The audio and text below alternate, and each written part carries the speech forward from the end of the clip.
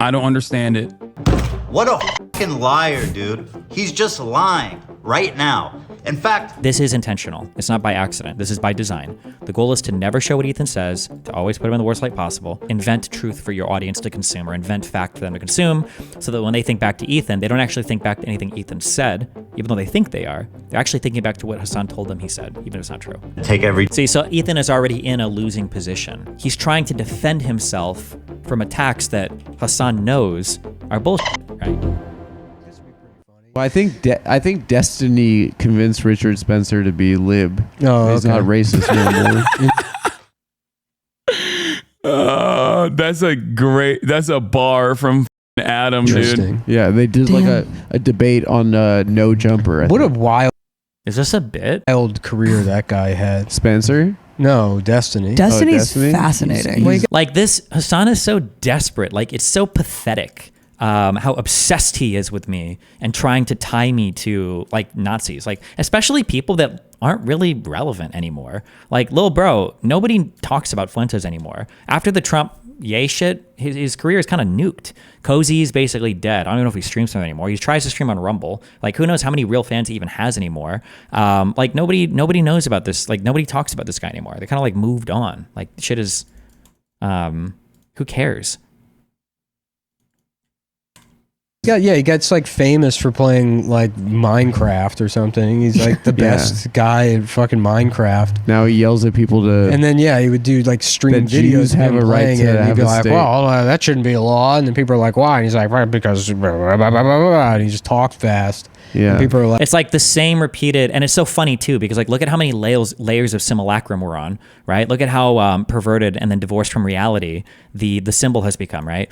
They're giving an opinion about me, having probably never actually watched any of my material before, because of things they've heard from people who've watched people like Hasan, who are also not showing people any clips of me, right? So it's such a perverted, diluted representation of or symbol of whatever my actual content is. And yeah, it's just like, yeah, it's insane. And then here's Hasan to re-signal boost, to recycle the simulacrum to his audience, right? To recycle the perversion of whatever they say my content is to these people. It's like insane. Yeah. Like, this might be the smartest man in the entire world. It is the live version of like, I can only learn about politics with like a hydraulic press video next to it. Like, I can listen to someone if they're like playing. Could you clarify about how you saying Hasan is obsessed isn't the same as Hasan saying people like you or Ethan are obsessed with him? Is it offense or defense or tying you to shit that has nothing to do with you? When I say Hasan is obsessed, I'm really just like emoting there.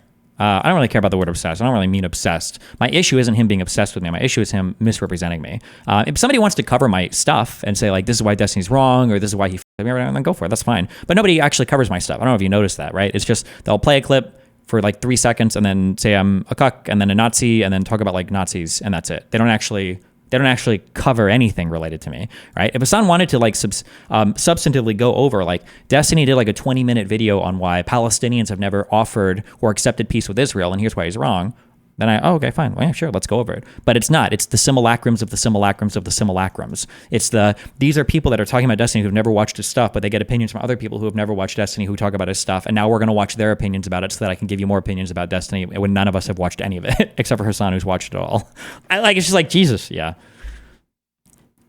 Playing Fortnite at the same time. They're playing baby games. The whole YouTube world is bizarre because the things that like rise to the top, because the whole like debate world. Yeah. And then meanwhile, the I guess like you can either I'll say it's funny now because I'm famous and I'm rich and I'm influential, so I'll take it, I guess. Before it was more frustrating. But the funny thing is that they embody everything that they're about to complain about, right? It's so crazy seeing what rises to the top of the YouTube world. Like, really?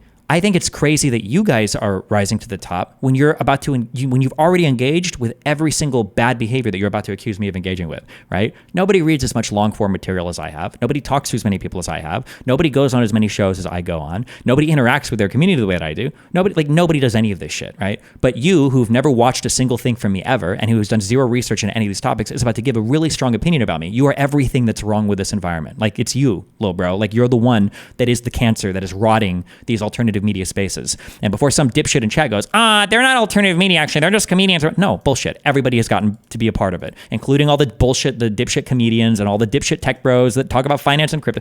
Everybody is a part of this fucking space now that is responsible for furthering all these dog shit talking points, because there are no lanes anymore. We just drive on one mega highway where everybody drives in the exact same lane and talks about the exact same things. Some dude that got wealthy 3 years ago because he got lucky on some fucking, on some fucking foreskin coin is now giving financial advice to people about what they should do for their future investments because Kamala Harris and Biden are about to crash the economy. Like, it's insane. Bizarre, because the things that like rise to the top, because that the whole like debate world on YouTube is really big, and it seems like it's not actually though. Like, that's another thing. People only think this because Hasan, I guess, like, furthest from, there's not really much debate that happens at all anymore. Nobody really does it. Like, I guess Jubilee kind of has their programs, but that's not even like one-on-one debates. No large content creators engage in debate because all of them are too busy preaching.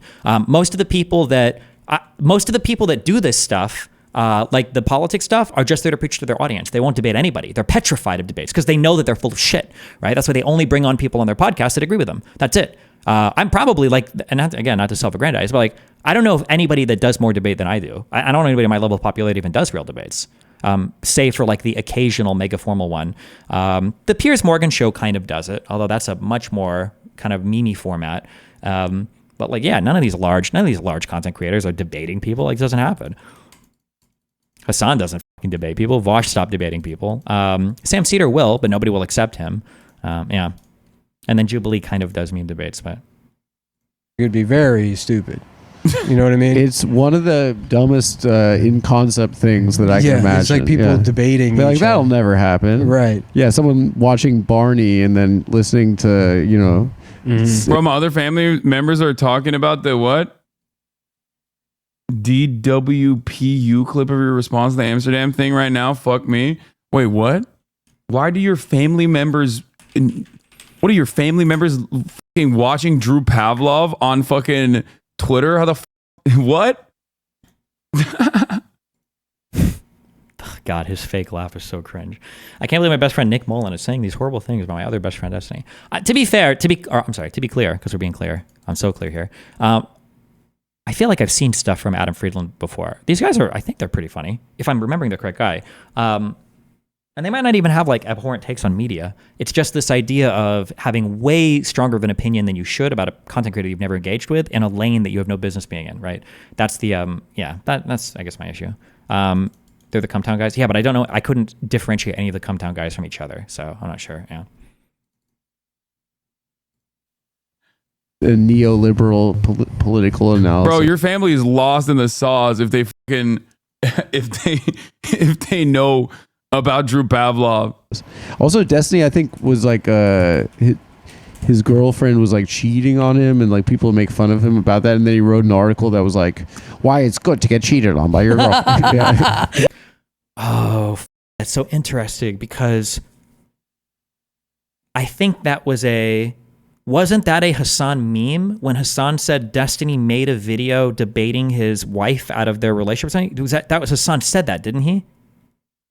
I think that, yeah. So look, it's the simulacrum of the simulacrum of the simulacrum, right? So now people in Hasan's audience are hearing something from these guys that's not true, coming from Hasan, who it's not true, who did, like, yeah, like, it's just like, yeah, so it's so insane how far removed from reality we are here, while simultaneously complaining about how bad some of the content is. Yeah, it's insane. Also, the irony of Nick Mullen, who Hasan loves, has been on a podcast with Sam Hyde and is good friends with Shane Gillis, who has more influence on people supporting Trump over the years than Mo. Oh, that's, yeah. I mean, but Hasan is super hypocritical there, yeah. Wouldn't it be a good idea to try and get on their show and meme it up to correct the record? I mean, I don't know if they would ever have me. I don't even know what the reach out is for stuff like that, but...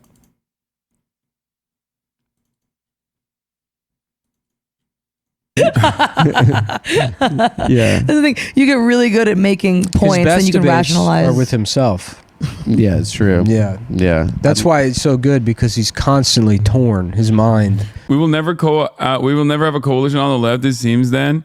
Yeah, dude, because one fucking Twitch streamer is at odds with another Kick streamer who wants to say the N-word as a white guy and advocates to do that, who has propped up neo-Nazis. Like, how, like, what does Does that N-word debate that he got crushed in, that he slammed his fist on his desk and caused his computer to glitch, does that live in his mind forever? Like, what? Who's arguing about the N-word all the time? Like, what are we talking about? Little bro, this is like 2019 drama. The debating my ex-wife meme was here. Sell fake Molly in the parking lot for that. Oh, shit. Actually, oh, wait, that's him from the show. Oh, so it was a literal connection. Yeah, the thumbnail I saw on Twitter was like debating my ex-wife on whether she was faithful or not. And it was like, that's like the perfect depiction of like the type of content. And it like everyone takes is that it real? Is that real? He really did that? He debated his ex-wife? Yeah, it's like, but like his fan base takes it so seriously. They're like, yeah, this is like, right. Like none of this is real, right? Thank you for finding this. None of this is real. All of this is like a simulacrum being created right now. Hasan is creating an impression of me from things he's never seen to a person who's never seen anything of me that he's not, and it's funny because he even asks him, wait, is that real? Or are you just like joking? No, bro, that's super real. And now you see him 10 months later repeating it here. Yeah, it's insane to watch it develop in real time. And then everybody on the subreddits and everybody on Twitter. And this is why when you see people like bring up like random assaults against me or insults about me or whatever, they're like, wait, where the f*** come from? It's like this, right? Yeah. All of this done without him ever showing an original clip of me. You should call him out on Twitter. If you guys want to make clips, I'll do it. But remember, okay, when you call them out on this behavior, they are amusing themselves, for it is their adversary who is obliged to use words responsibly since he believes in words. If you press them too closely, they will abruptly fall silent, loftily indicating by some phrase that the time for argument is past. When you press them on stuff like this, all this is like, it's not that serious, bro. It was just like a small clip. It's not really that serious, dude. We were just making a joke. It was just a joke on the podcast. It's not really that serious, bro. Like, nobody here even thinks about this so much. Like, that's what they say. They immediately retrieve it. I was like, oh, okay, well, me, I guess then. Yeah. Yeah. We were doing our post-election cope stream, and the subject of Israel had came up, and here is what was said about it. Let's take a look. Trump is so pro-Israel, it's insane. Not only is he pro-Israel, he hates Arabs. Him and Bibi like talk a lot, and Bibi's become a lot like Trump. Yeah, Bibi's his guy. They're like homies. Bibi's celebrating last night.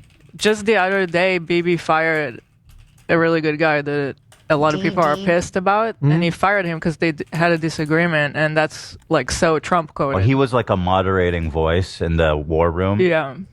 And he got rid of him, or at least a more moderate voice. I don't know anything about the guy. Here we're talking about Yoav Galant. Oh no! Or I'm sorry.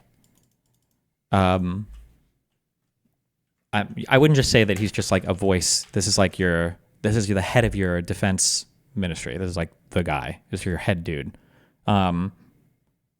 Would this be the equivalent of like the commander in chief in the U.S.? Like, I know this is like your president is like the head of our military, but your minister of defense, I believe, is like it's the head of your entire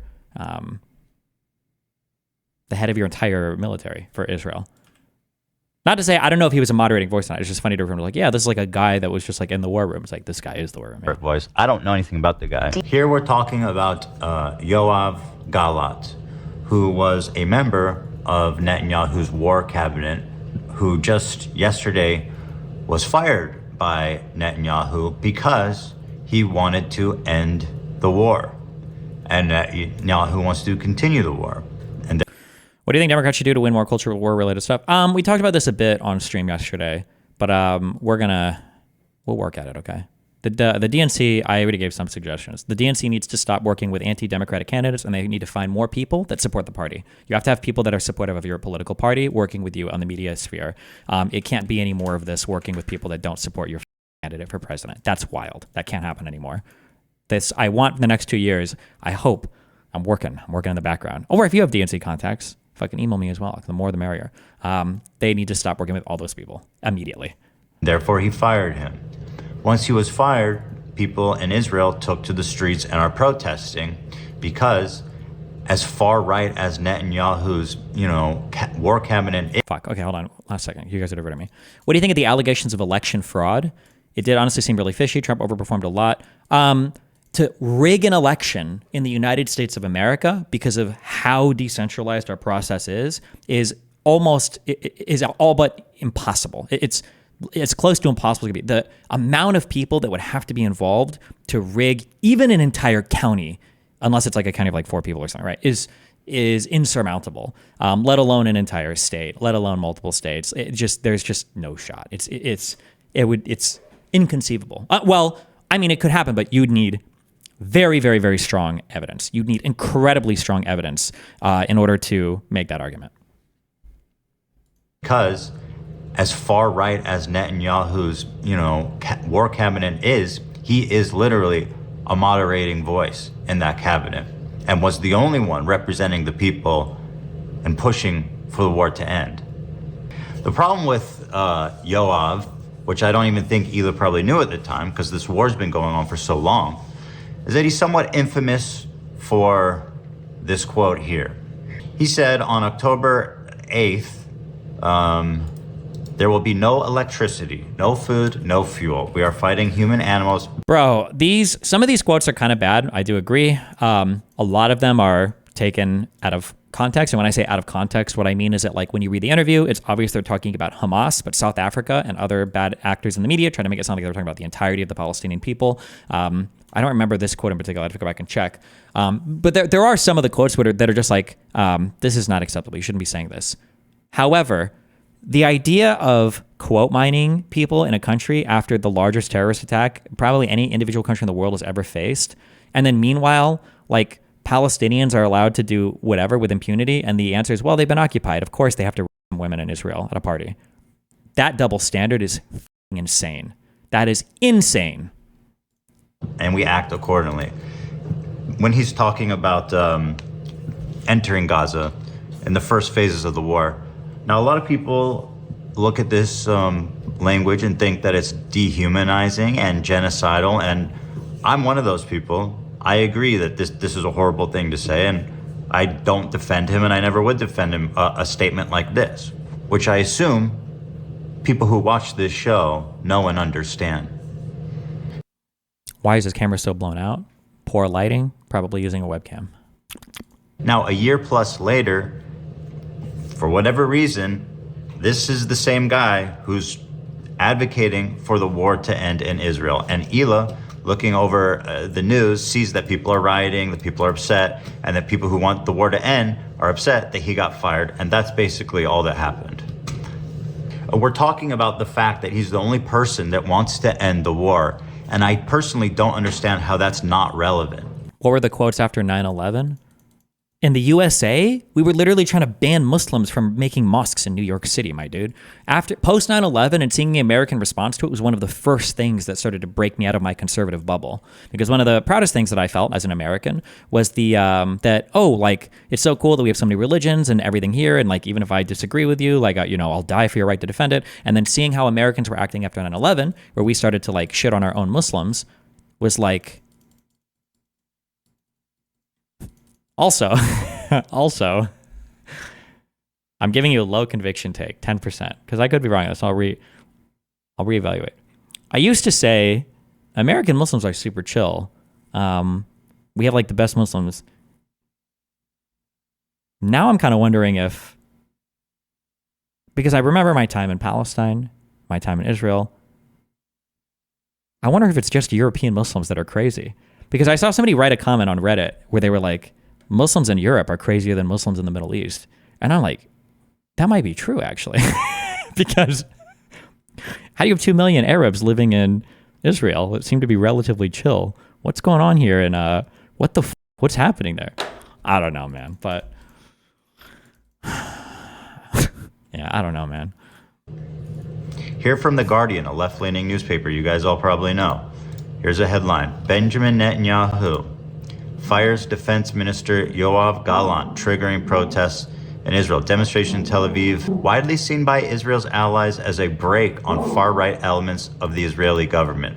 Again, this isn't just my opinion. This is opinion that's held by internationally, that he is a moderating voice on the war cabinet, once again, advocating for the war to end, which is what I thought we all wanted. Here's another article from The Guardian. Yoav Galant reportedly says Israeli army has nothing left to do in Gaza. The ousted defense minister also quoted as saying Netanyahu rejected peace deals against advice of his security officials. As you can see, I'm not saying any of this to defend him. What he said and what he's done should very well be investigated by the International Criminal Court. And if he's found, he should submit to an investigation. If he's found guilty, then charge him. But what I am saying... Also, real quick, because people are saying that Ethan is wrong about Yoav Galant, and therefore everything Ethan is saying is not true. We're running into this issue again, this first order, second order thought. It doesn't really matter if Ethan is wrong. What matters is what Ethan would do when confronted with the correct information, right? So I think Ethan is saying that Yoav Galant was a moderating voice, and people are saying, and then Hasan, or I think other people have attacked Ethan saying, oh, Ethan supports genocide. And then when Ethan comes out and says, well, actually, Yoav Galant was a moderating voice, and somebody's like, oh, Hasan was right because Ethan is wrong about Yoav Galant. But that's not true. They're not attacking the same claim.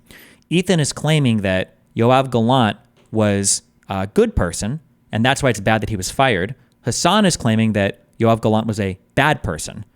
The difference of agreement isn't what should be happening, whether it's genocide, it's whether or not Yoav Galant was a bad person. Because I'm guessing that if you show Ethan evidence of like, oh, well, look, actually Yoav Galant said we're going to destroy every single Palestinian family and kill all their children, then Ethan would probably say, oh, shit, okay, never mind. In that case, he was bad. He should be gone, right? That's the difference. It's the first order versus the second order thing. Is that I think that while Hila misspoke and said he's a good guy, her intention was that, you know, this guy is trying to end the war. And I'm pretty sure we're all on the same page as that being a good thing. I feel like the reason I brought it up was mainly to express the frustration with Bibi and him firing the one guy that was somewhat, you know, attempting at moderation. It wasn't really so much to say Galant is a good guy. I shouldn't have used that word. That was a bad choice on my part, considering stuff that he has said that I was not even thinking of. Really coming from the concern. See, like, this is cringe. It's cringe because, like, they're playing an unwinnable game. I'm identifying this more now, too. They're playing the game that you can't win. Because what's happening is there's an opinion right here. Are you genocidal? Are you genocidal or are you good? Okay, this is the game that's being played. Now, if you're over in like Camp Hasan, okay, and then this is like Ethan and Hila, right? Hasan's claim of them is that, oh, these guys up here, they are genocidal. And then what's happening is like a figure or a statement will pop up. We'll say it's this guy, the Minister of Defense, Yoav Galant. And Ethan and Hila are saying, oh, we think it's sad that this guy was fired because we think this guy is a good voice. I'm using shorthand here, good, right? But if they were to find out that he was actually bad, my guess is that their opinion on him would change. But what Hasan is trying to do is he's trying to draw this connection where he has a disagreement over whether or not these people are good, this person is good or bad. They have a disagreement here. And Hasan is trying to signal to his fans, or other people are, the reason why Ethan and Hila are supporting this guy is because he's genocidal, right? It's not good logic. It's misleading. Or it's a lie, really. A lie. Feeling of like, we have Trump in office and Bibi just fired the guy that is opposing him. That's all I was trying to say, but I do understand that was not a good choice of words, and I would not have said that again. So I'm stepping away for a little while from being on camera and being on the podcast. It's too much, and it's not fair for everybody. And yeah. So that's where our head was at when we said that. But now people like Hasan are going on their channels. Do people really not have basic understanding of logic trees? Holy fuck. I feel like you explain the most basic shit that these readers like Hasan viewers don't understand. The problem is what they don't understand is they've already assumed that Ethan and Hila are genocide supporters. So they're just looking for evidence of that. And when Hasan is giving you like the path, then they're like, oh yeah, shit, he does support that guy. That is pro-genocide. That is pro-genocide, right? That's what they're starting with. They're not actually, they don't analyze the facts to come to the conclusion that Ethan is pro-genocide. They start with the conclusion that Ethan is pro-genocide because Hasan told them, and then Hasan gives them fake facts to support that, basically, right? The simulacrum, the Hasan method, whatever the fuck, right? Vosh would do the same thing to me. And accusing us of supporting a war criminal. Anyway, here's what Hasan said this evening about the clip that sent everybody into a frenzy. Crazy. I just hate how Ethan is brigading smaller content creators like the deprogram because he couldn't get to you as girls, so he keeps picking smaller content creators that are just getting by, and he is sitting on his golden throne. Is just straight up harassment. I know. You are one of the worst types of people in the world If you use the defense of I can't imagine how ashamed, how humiliated I would be ever using that as an excuse. Like, you have to be a person with no honor or integrity to attack somebody, and then when they hit you back, go, I'm a smaller grain, and why didn't you hit me? It is cowardly behavior. It is absolutely cowardly behavior. You have no self-respect to function that way. It's disgusting and deplorable. He's just... I can't get over the fact that they keep crying about me responding to these communities. Like, this is the biggest socialist podcast. They have they have hundreds of thousands of subscribers. Second Thought has 2 million subscribers. When can I respond to these people? When is it warranted? Like, give me a fucking break. He's just like aligning with all these drama peddlers like Keem. Notice how Ethan is going back and forth, also showing the clips from Hasan. Does Hasan ever do this with Ethan? Star and shit in an effort to try and get me banned is psychotic to me. You know, I just don't get it. I don't understand it. What a fucking liar, dude. What a Weaselly little fucking liar. It's always you think black people. What a fucking liar, dude. What a Weaselly little liar, dude. He's just straight up lying. He's just lying right now. In fact, this is a lie that he keeps saying, is that I'm somehow aligning myself with Keemstar. Once again, I'll show you. I went and fished out the original stories. It's hard, but like really, truly, like the only thing you can do is like brigade against people like Hasan. It sucks. But again, like this is the rules that they're setting, right? People like Hasan, communists and Nazis, they don't play with the same set of rules when it comes to like fact or truth. And all they do is they lie. So you have to, like, the only way to overcome it is with overwhelming brigading and force. You have to spam like, hey, this is a lie. Look at this, post on their subreddits, post on their Twitters, post responses everywhere, because the only way that these people can succeed is through lying. They have to, right? And if he's allowed to lie with impunity, and then anytime you attack them, the only way that they can maintain the narrative is to continue to lie, to hold up the charade, right? So all you can do is you just have to overcome it with overwhelming force, right? Because they'll never engage with anything that you said. Yeah, they just don't do it. Talking about Frogan getting shit from a ton of conservatives for her wonderful remarks about hoping American military men get PTSD. I was showing it to say it's not my fault that she's getting harassed when this clip of her is going mega viral on Twitter and being called out by the worst people on the internet, right? Look at, these are all conservative shitbags. These are all people that I disagree with and have openly said terrible things about, including Keemstar. So like the way that he singles him out and says, oh, Ethan is co-signing Keemstar, he's a... You realize you're describing Trump and the Republicans as well? Yes, it's the fasci thing. It took me too long to understand this. No, it didn't. I'm 35, okay? I keep thinking I'm like at the end of my life and I wish I would have learned things faster, but we're learning.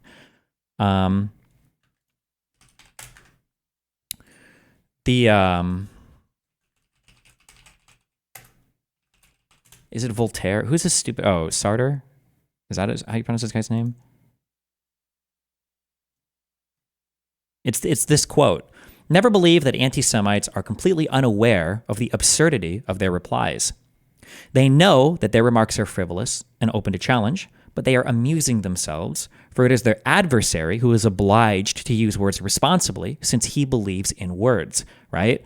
Never believe that anti-Semites, this can stand in for any, like, I'll say illiberal people right now, okay? Because it's commies and Nazis, or commies and fascists that we're fighting now, I guess, right? Between the Hassans and the Trumps, right? Never believe that anti-Semites are completely unaware of the absurdity of their replies. The demonstration to this is me debating, well, one, it's conservatives dodging debates because they know that they're full of shit. And two, it's when I did that debate with the Owen Schroyer, and I was like, oh, you think that Antifa was the first one in the building? You think the cops went in? Let's bet $5,000 on it right now. And then he goes silent because he knows. He's totally aware of the absurdity of his replies, right? They know that their remarks are frivolous and open to challenge, but they are amusing themselves, for it is their adversary who is obliged to use words responsibly, since he believes in words, right? When they critique Biden, or when they critique me for, oh, like you said a racial slur. Meanwhile, his whole chat is like Gusano, murder sites. Oh, What else? Biden said bullseye, right? Or Biden said that meanwhile, Trump and their side, I could shoot somebody on whatever avenue. I can make all these like war and violence references. I can say fight like hell, you're going to lose it, right? They know that you're the one trying to play by a rule book, but they don't have to. But you believe in a word, so you're trying to, right? And this is so perfectly encapsulated with the saying for Trump. We don't take Trump literally. We just take him seriously. Like they don't even care about words. It's all a game at the end of the day. And you have to understand that because you can't play. You're not playing by the same set of rules. You have to understand that. The anti-Semites have the right to play. They even like to play with discourse. For, by giving ridiculous reasons, they discredit the seriousness of their interlocutors, right? Remember when J.D. Vance says, if I've got to make up a story to get your attention on things, like so be it, They delight in acting in bad faith, since they seek not to persuade by sound argument, but to intimidate and disconcert, right? The weave, right? Trump's not trying to actually make a legitimate, he's just trying to like get around to enough topics and he hits enough emotional points. You're like, oh yeah, hey, dude. If you press them too closely, they will abruptly fall silent, loftily indicating by some phrase that the time for argument is past. I don't know what the equivalent to this would be, but J6, 2020, get over it. By the way, BLM was the worst thing that ever happened in this country. Oh yeah, Trump derangement syndrome, yeah. Or when Hasan says like, oh, little bro needs to log off. You need to log off, dude. Seems like it's having a bad effect on your mental health, right? It's all that, yeah. Liar, dude. He's a Weaselly little liar. The person that they're talking about is Yoav Galant. Oh, is he about to bring up two quotes from Yoav Galant? Yoav Galant, alongside Benjamin Netanyahu, has an active petition for his arrest by the ICC. The person that... Wait, did those petitions... A petition for his arrest? Because the prosecutor just asked the ICC to write the warrants. They don't have the actual warrants yet, though, right? So just the petition. I'm surprised he clarified that, but okay. They are talking about here, before getting fired by Benjamin Netanyahu, the person that they're calling a moderating voice said this, which is the reason why... Oh, the quote. This is a year-old quote. Is this the October 7th quote? It's just a quote. Why do you live in quotes? Oh, it's because he doesn't know the history, the context, or the people, or the news, or anything, really, yeah. There is an active petition, an active application for a warrant for his arrest by the ICC. You know who else had warrants for their arrest? Is it really Ishmael? Ismail? But Hania, Mohammed Deif, and is it Anwar Sinwar? Those three guys had warrants for their arrest as well, I think. Or the petition for warrants for the arrest, all three of them, right? Huh, they're all dead now, though, but... Oh, Yahya. Sorry, not Anwar. Anwar was Sadat's first name. But... I don't know. I'm legitimately shocked. The problem why I'm frustrated with this whole situation... Ethan needs to find a way to... It's not bad to call Hasan out, but you need to have like a better... Or he needs to just... You can't get frustrated so like this. Remember, this is the game. Hasan wants you to be mad. He wants this is intentional. It's not by accident. This is by design. The goal is to never show what Ethan says, to always put him in the worst light possible, and then to just invent truth for your audience to consume or invent fact for them to consume so that when they think back to Ethan, they don't actually think back to anything Ethan said, even though they think they are. They're actually thinking back to what Hasan told them he said, even if it's not true. You guys know me. I'm more than willing, more than happy to address shortcomings and errors that I've made and take every... See, so Ethan is already in a losing position, right? Because now he's trying to defend himself from attacks that Hasan knows are bullshit, right? You're locked into this trap. They even like to play with discourse by giving ridiculous reasons. They discredit the seriousness of their interlocutors. No, wait, not this part. That is part of it. But this. They are amusing themselves, for it is their adversary who is obliged to use words responsibly, since he believes in words. This is what's happening, right? Ethan thinks that it's important to represent what he believes truthfully, and what Hasan believes truthfully, and what Yoav Galant believes truthfully. So he's trying to work in all of these different worlds. Okay, well, what is it? Am I correct to defend him? What's Hasan saying about? Meanwhile, Hasan is just fake accusation after fake, fake. He's just saying it's whatever the fuck. He doesn't care. It doesn't matter at the end of the day to him. Yeah. Every chance I can to learn and grow from them, right? But the problem I have is that there's our subreddit and our community is overridden with these 8-year longtime ultra fans who can no longer, tolerate us, or they can no. What should Ethan do then? I think it's okay to make just small videos like calling out Hasan, but it has to be a little bit more, I would recommend, from a rhetorical point of view, it just needs to be a bit more formal, but also keep in mind, I don't engage with much of this content, so my perception could be wrong. But when I see streams or I see videos like this, it feels like Ethan watched something and he's like so ass pain that he's like, I need to go live. I need to like make a video about this right now, because he's like in his informal setting and he's talking about it. But maybe that's not. Maybe this is like more normal for him, and my perception there is wrong. But like having a small like 10-minute segment, which is like, hey, Hasan said this is a lie. There's a reason he doesn't watch my shit because he likes to lie about me, and then moving on. Like I think that would be better than these types of things, because unfortunately, he said on today's stream that he did this video in the middle of the night. Yeah, because unfortunately, again, because this is what happens when you deal with a Nazi, when you deal with a fasci, when you deal with a commie, they all do misinformation the same way. You're playing their game, and so they're already kind of winning, right? Hasan can make up 50 million lies an hour while he underage prostitutes, in German brothels, right? Hasan can make up whatever the he wants about Ethan, and he knows that Ethan is going to go like, okay, fuck, Hasan said this about me, and I this information is not correct, and I got to like he has to do all this shit. And it's Ethan is already playing this game where he's fucked, right?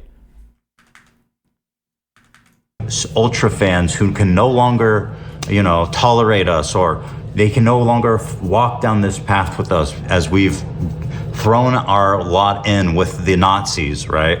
But like these same people, okay, they hold no standards, and yep. Hasan can go out there and glaze an international. You just lied to prove the point. No, Hasan used to visit brothels in Germany. He's got like videos and shit of it.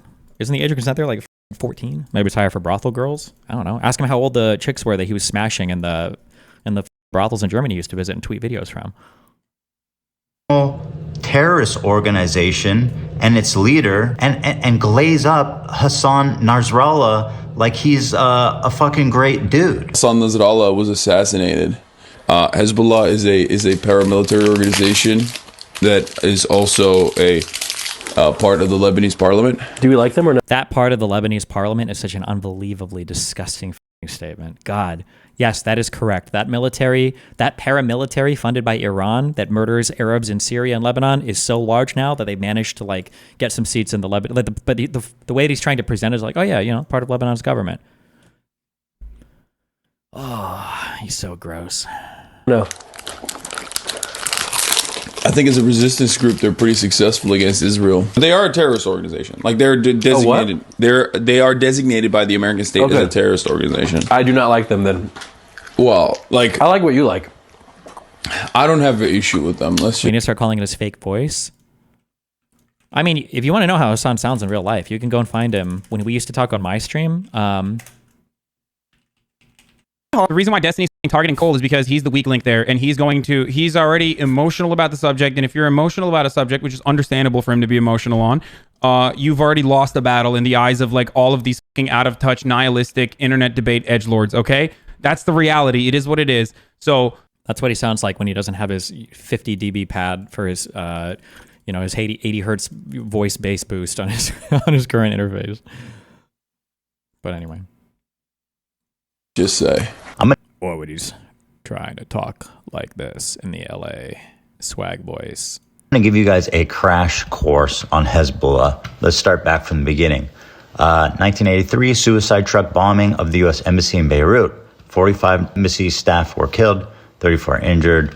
They bombed the French Marine barracks in Beirut, 300 dead. Attempted murder of the head of the Turkish Jewish community. Suicide bombing of the Argentine Jewish Mutual Association building in Buenos Aires, 85 killed, 300 injured. I don't have an issue with them, let's just say. Bombing of a restaurant near the U.S. Air Force Base in Spain, 18 killed, 83 injured. Car bombs of the U.S. Embassy in Beirut, 11 killed, 58 injured. Hijacking of Kuwait airline planes, killed 4. Suicide bombing at the Israeli Embassy in Buenos Aires, 29 killed, 240 injured. I don't have an issue with them, let's just say. Suspected of carrying out suicide bombing missions against... Wait, fuck, sorry. Because I'm trying to do DMs at the same time. Did Ethan say this, the calling team of this, these are, I believe these are Amnesty International reports.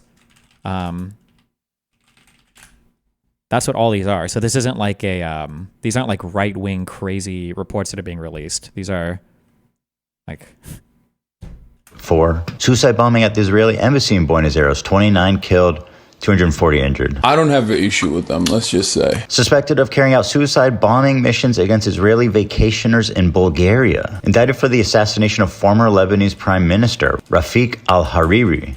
I don't have an issue with them. Hezbollah participated in the Syrian civil war on the side of Assad, violent dictator. They're responsible for the genocide of well over 500,000 Syrians. Here's an article from Amnesty International. Syria, surrender or starve, strategy displacing thousands, amounts to crimes against humanity. Does that sound familiar? I don't have an issue with them. While the Syrian government's stated aim has been to vanquish opposition fighters, its cynical use of surrender or starve tactics has involved a devastating combination of sieges and bombardments. I don't have an issue with them. These have been part of a systematic as well as widespread attack on civilians that amounts to crimes against humanity. Sounds like what Israel's doing in Gaza. I don't have an issue with them. Relentless attacks on civilians, in addition to immense suffering caused by siege tactics, deliberate attacks on civilians and civilian objects cause unimaginable misery. The government and Hezbollah forces burned the agricultural fields just as a form of punishment, even though we couldn't access them. I don't have an issue with them. Once again, sounds like what Israel's doing in Gaza. As of May 21, a minimum of 580,000 people is estimated to have been killed, with 13 million Syrians being displaced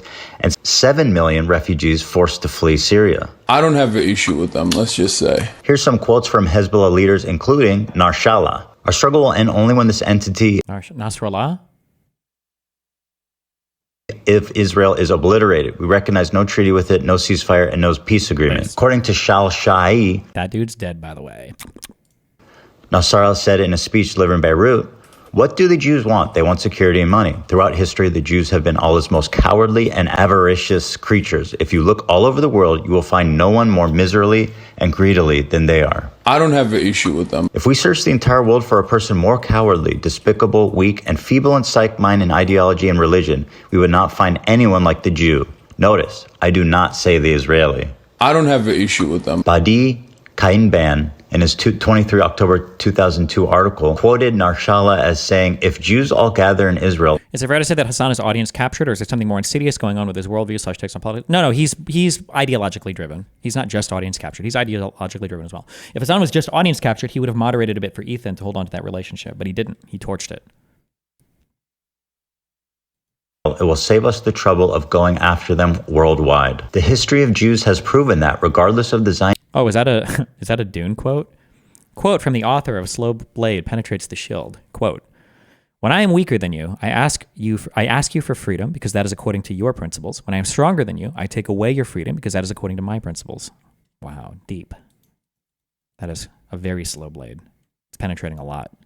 The trouble of going after them worldwide. The history of Jews has proven that, regardless of the Zionist proposal, they are a people who are evil in their ideas. The state of the grandsons of apes and pigs, the Zionist Jews, and he condemns them as the murderers of the prophet. According to Hasan Nasrallah, he said the Jews invented the legend of the Nazi atrocities. I don't have an issue with them, let's just say.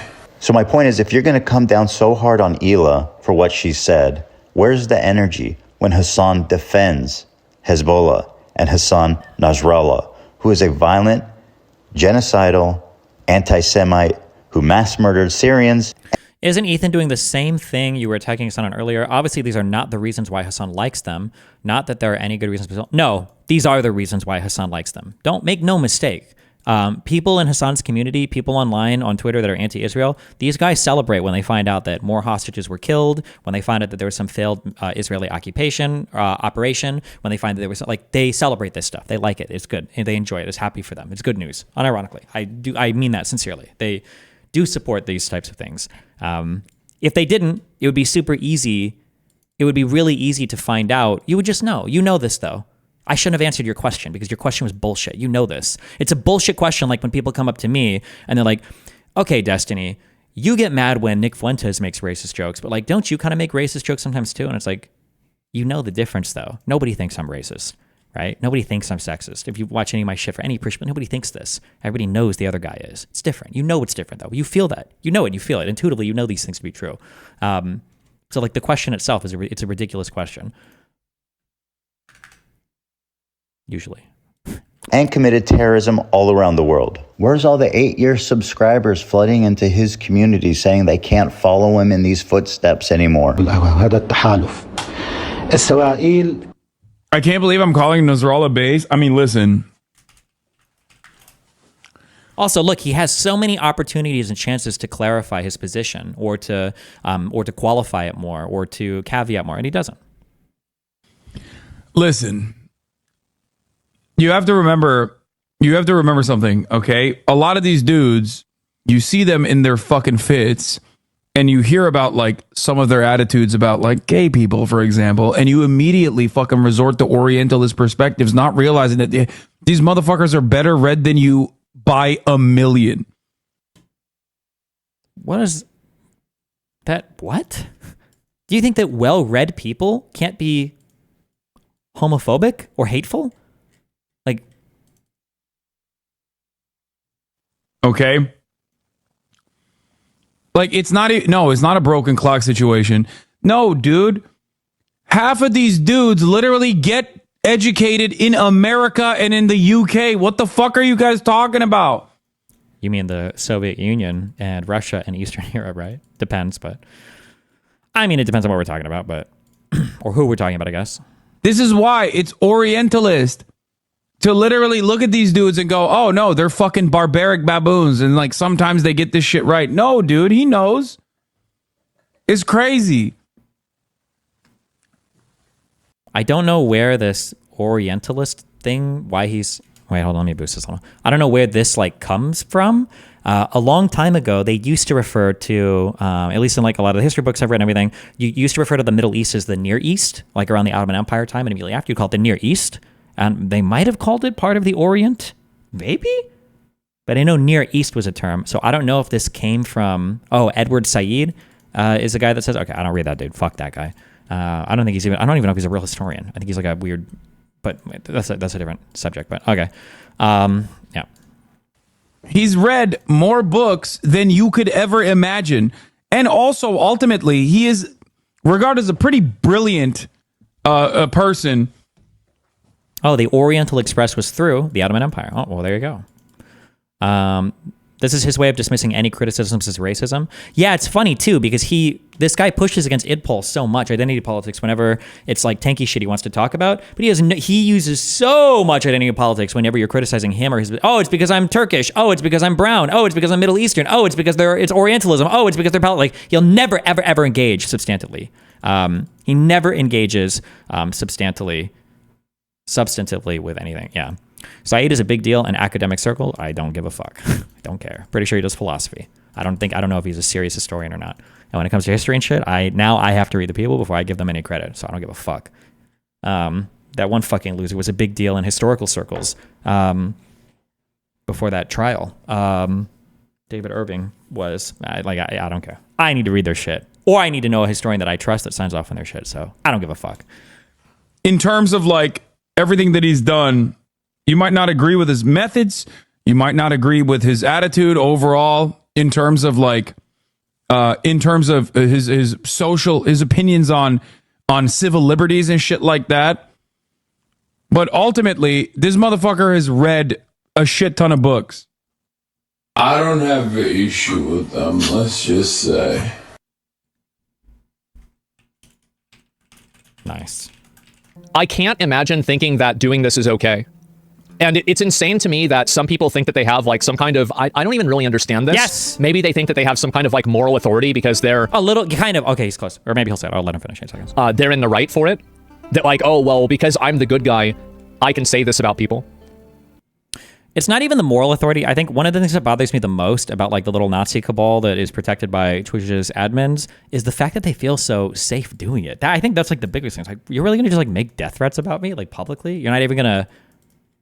Like, you're not even a little bit worried that you might, like, get shit canned for that? I don't know. That's crazy to me. That's wild to me that people would operate with that level of impunity. Why is this clip deleted?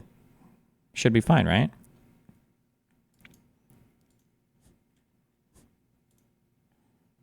And 3, it's like all here.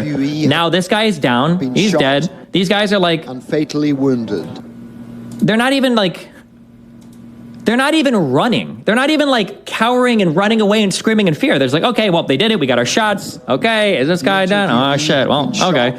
Well, we brought the It's white... called shock, you idiot. It's called shock.